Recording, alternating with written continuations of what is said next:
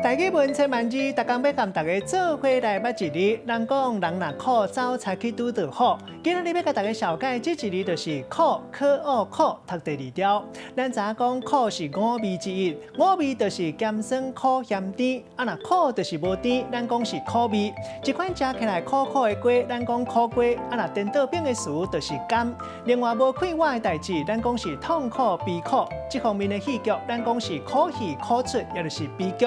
若是尽心尽力劝别人，咱讲是苦劝；若足困难、足努力，咱讲是艰苦。感觉足困扰、足压榨，有人就直接讲单一声苦啊。带大家做伙来小解这两个词。头一个，咱做伙来看到，读做咸酸苦正，有人讲是咸酸苦涩。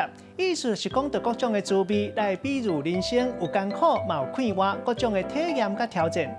第二个词读做艰苦坐挂，代表讲非常的痛苦。咱用一句话来举例，甲这两个词夹做伙。